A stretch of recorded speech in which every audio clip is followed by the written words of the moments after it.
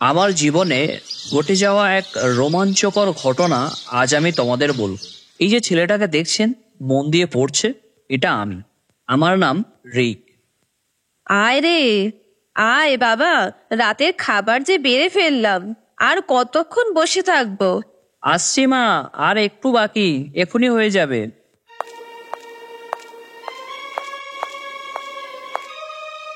হ্যাঁ, কি যে এমন কাজ করে তোমার ছেলে তা কি জানি। ওকে দিয়ে এরকম করে বলছো কেন? বলবো না তো কি করবো, সারাদিন তো শুধু মোবাইল নিয়েই পড়ে থাকি। আর এখন খাওয়ার সময় বাবুর পড়ার কথা মনে পড়েছে। ওকে এরকম করে বলো না, ও তো আমাদেরই ছেলে। বাবার সব কথা আমি শুনতে পাচ্ছিলাম।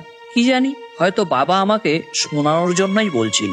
কিছুক্ষণ পর আমার পড়া শেষ হতে আমি হাত মুখ ধুয়ে খাবার টেবিলে এসে হাজির হলাম। মা, আজ কি রান্না হয়েছে? রুটি আর আলুর তরকারি করেছি। ওই এলেন রাজপুত্তর। আবার ওকে তুমি এইভাবে বলছো? না, বলবো না, যেন রাইটার্সে কাজ করে। এসেই অমনি বলছে কি রান্না হয়েছে। না মানে বাবা, আমি ওইভাবে কিছু বলিনি। একটা টাকা তো রোজগার করার মুরদ নেই, আবার বেশি কথা। যা রান্না হয়েছে সেটাই চুপচাপ খেয়ে উঠে যাবে। তুমি আবার শুরু করেছো? রোজকার তোমাদের এই বাপ বেটার অশান্তি আর সহ্য হচ্ছে না। সেদিন ওই রকম কথা বাবার মুখে শোনার পর আমার আর খেতে ইচ্ছে করলো না। চোখ ভরা জল নিয়ে সেদিন বাড়ি থেকে বেরিয়ে গেলাম। দিলে তো ছেলেটাকে রাগিয়ে। তোমার ছেলের বলে দাও এই খাবার যেন নষ্ট না হয়। শোন বাবা, শোন, যাস না। কিছু মুখে না দিয়ে রাতের বেলা কোথায় যাচ্ছিস? সময় হলে চলে আসবো, এই বলে সেদিন আমি বাড়ি থেকে বেরিয়ে চলে এলাম। আপনারা কি ভাবছেন, আমি কি পুরোপুরি বাড়ি ছেড়ে চলে এলাম? না না, তেমন কিছু নয়।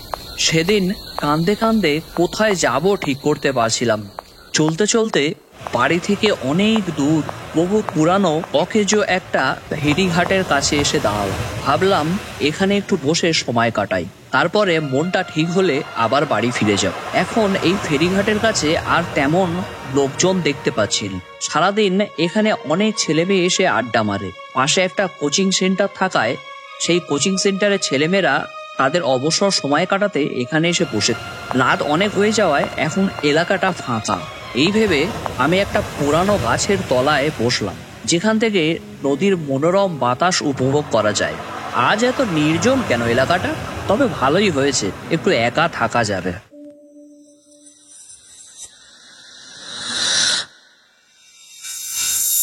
এখানে বেশ কিছুক্ষণ বসার পরে কেমন জানি বিরক্ত বোধ হতে লাগলো, কারণ আমি সচরাচর এই সমস্ত জায়গায় এসে বসিনি। কিন্তু বাড়িতে যা হলো আজ, সেই ভেবে বাড়িতেও যেতে ইচ্ছা করছে না। এমন সময় মাথায় একটা বুদ্ধি এলো, না একবার প্রীতমকে ফোন করি। ভাগ্যিস ফোনটা এনেছিলাম। এরপর পকেট থেকে ফোন বের করে প্রীতমকে ফোন করলাম। বেশ কয়েকবার রিং হওয়ার পর, হ্যালো প্রীতম। হ্যাঁ রে, বল।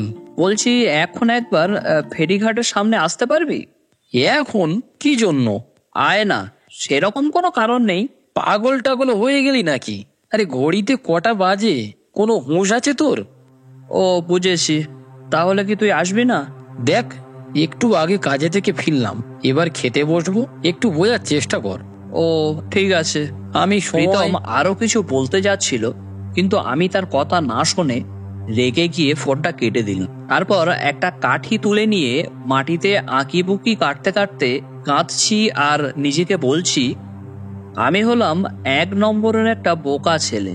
কোনোদিনই হয়তো কিছুই করতে পারবো না, শুধুই মা বাবার পরিশ্রমের টাকা নষ্ট করছি। আমার যে বন্ধু প্রীতম, সেও তো একটা ভালো কোম্পানিতে চাকরি করে, সংসারে টাকাও দেয় প্রতি মাসে। আর আমি একদমই বেকার, একটা পয়সাও দিতে পারি না সংসারে। বাবা ঠিকই বলেন, আমার দ্বারা কিচ্ছু হবে না। আমি একটা বোঝার মতো হয়ে মা বাবার ঘাড়ে বসে খাচ্ছি। বন্ধুকে ডাকলাম, সেও এলো না। আর সে কেনই বা আসবে? সে তো আর আমার মতো বেকার নয়। ঠিকই তো, সারাদিন কাজকর্ম করে কষ্ট করে বাড়িতে এসে একটু বিশ্রাম নেবে। আমার মতো একটা বেকার নিষ্কর্ম ছেলের ডাকে কেনই বা সে আসবে? ঠিক আছে, আমার মতো ছেলের সাথে এই রকমই হওয়া উচিত। এত দুঃখ কষ্ট বেদনা জ্বালায় আমার মনে সেদিন প্রচন্ড একটা ক্ষত তৈরি করেছিল। আমি সেদিন সিদ্ধান্ত নিলাম, আচ্ছা আমি যদি না থাকি তাহলে তো আর কোনো সমস্যাই থাকবে না। বাবাকেও আমার জন্য আর আলাদা করে টাকার কথা ভাবতে হবে না, মাকেও আর আমার জন্য চিন্তা করতে হবে না, বাবার কাছে বকুনি শুনতে হবে না। আমার যে বন্ধুটা আছে প্রীতম, ওকেও আমার জন্য আর বিরক্ত বোধ করতে হবে না। তবে ঠিক আছে, এই বেকার ছেলের জীবন বাঁচিয়ে রাখার আর কোনো মানেই হয় না। আমি বেঁচে থেকে কোনো লাভ, আমি তো আর ভবিষ্যতে কোনো মহাপুরুষ হচ্ছি না, তবে এটাই হোক। এই বলে আমি জলের দিকে তাকিয়ে মনে মনে ভাবি, এখানেই সব শেষ। মনটাকে শক্ত করে মরার ভয় কাটিয়ে সেই সমুদ্রের জলের দিকে ছুটতে থাকি। এমন সময়ে কোথা থেকে এক প্রচণ্ড তীব্র বাতাসের ধূলিকণা আমার চোখের মধ্যে এসে আমার চোখটাকে অকেজো করে দিল। আমি কোনো কিছু আর স্পষ্ট দেখতে পাচ্ছিলাম না। হঠাৎ মনে হলো কেউ যেন পিছন থেকে আমার হাতটা ধরে টান দিল। আমি পিছনে ঘুরে তাকে দেখার চেষ্টা করলাম, কিন্তু চোখে আবছা দেখছি। তখন জিজ্ঞাসা করলাম, এ কি, আপনি কে? আর আমাকেই বা আটকাচ্ছেন কেন? চোখে বুঝে দেখতে অসুবিধা হচ্ছে? এই যে এক মহিলা কণ্ঠ। এই বলে মেয়েটি কি যেন একটা আমার দিকে বাড়িয়ে দিল। এই নাও, এটা দিয়ে চোখগুলি পরিষ্কার করে নাও। না না থাক, দরকার নেই, আমার কাছে রুমাল আছে। তারপর রুমাল বের করে নিজের চোখ পরিষ্কার করে যা দেখলাম, এই যে দেখছি এক অপূর্ব সুন্দরী মহিলা, যেন রূপকথার একটা গল্পের নায়িকা অথবা স্বর্গের যেন একটা পরী। কি দেখছো ওরকম করে? না, তেমন কিছু না। আচ্ছা, তাই বুঝি। তো কি করতে যাচ্ছিলে দৌড়ে দৌড়ে? না মানে ওই এমনি দৌড়াচ্ছিলাম। কি করে আমি এই অচেনা মহিলাকে বলি যে আমি দৌড়াতে দৌড়াতে মরতে যাচ্ছিলাম? ছি ছি, কি সব ভাববে আমার নামে। চলো গাছতলায় গিয়ে বসি, নদীর শীতল হাওয়া উপভোগ করতে করতে কিছু সময় কাটানো যাক। ঠিক আছে চলো। তাকে আর মানা করতে পারলাম। দুজনে একসঙ্গে গাছের তলায় গিয়ে বসলো। আচ্ছা, আপনি আমার হাত ধরেছিলেন কেন? যেমন এমনি তুমি ওদিকে যাচ্ছিলে, তেমন এমনিই তোমার হাত ধরেছিলাম। মনে হয় মেয়েটা সবকিছু বুঝতে পেরে গেছে। আচ্ছা, আপনি যদি রাগ না করেন তাহলে আপনার নামটা জানতে পারি? আমি রাগিনী। না না, সেটা তো বুঝতে পেরেছি আপনি রাগেননি। আপনার নামটা কি সেটাই জানতে চাইছি। আরে, আমার নামই হলো রাগিনী। এই রে, মেয়েটা মনে হয় আমাকে বড্ড বোকা ভাবলো। ও, আমি তো এমনি মজা করছিলাম। তুমি তো বেশ এমনি এমনি অনেক কিছুই করো দেখছি। না মানে আচ্ছা, এবার সত্যি করে বলো তো, কেন এমন কাজ করতে যাচ্ছিলে? কেমন কাজ? আমি তো কিছুই করলাম না। ও, আমার চোখের দিকে তাকিয়ে একবার এই মিথ্যেটা বলো তো। এই নির্জনতায় এমনিতেই মেয়েটিকে মায়াবী লাগছে, তার উপরে আবার তার চোখের দিকে তাকিয়ে বাবারে, সত্যিই যেন মায়াবী গন্ধ। ও সব চোখে চোখ রেখে কথা বাদ দিন। আপনি যখন বুঝতে পেরেছেন তাহলে পুরো ব্যাপারটা শুনুন।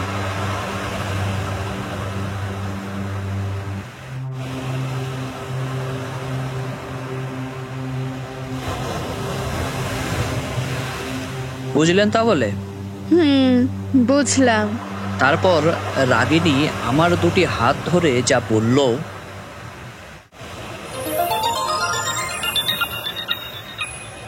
রিক, তুমি একজন ভালো ছেলে, শুধু শুধু নিজের জীবন শেষ করে দিও না। আমি জানি জীবন শেষের পরের ব্যথা। আমি যে ভুল করেছি সেই ভুল তুমি মোটেও করো না। দেখবে ভবিষ্যতে তোমার সাথে ভালোই হবে। চিন্তা করো না, বাড়ি ফিরে যাও।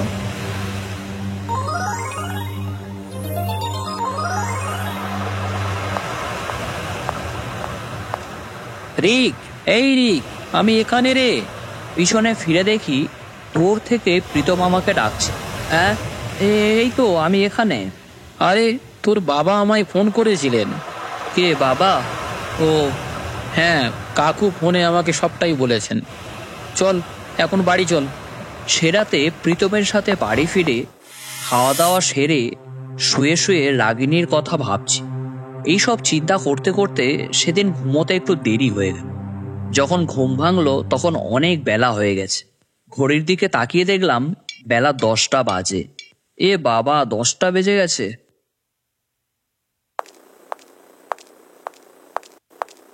বাবুর ঘুম ভাঙলো তাহলে? তোর জন্য বালতিতে জল রাখা আছে, হাত মুখ ধুয়ে দে। এমন সময় প্রীতমের ফোন আসে। দেখ তো বাবা, তোর ফোনে কে ফোন করেছে। হ্যাঁ যাই মা।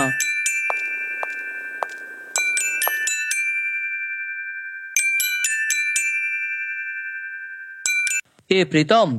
রিক রিক, একটা খুশির খবর আছে রে। আরে তুই যে ডব্লিউবিসিএস পরীক্ষা দিয়েছিলিস না? হ্যাঁ, কিন্তু কি হয়েছে? তার ফাইনাল লিস্টটা বেরিয়েছে, তাতে তোর নামও আছে। সেদিন প্রীতমের কাছ থেকে সেই খবরটা শুনে আমি আনন্দে আত্মহারা হয়ে গিয়েছিলাম। আমি নিজেও ওয়েবসাইট চেক করে নিজের নাম দেখেছিলাম।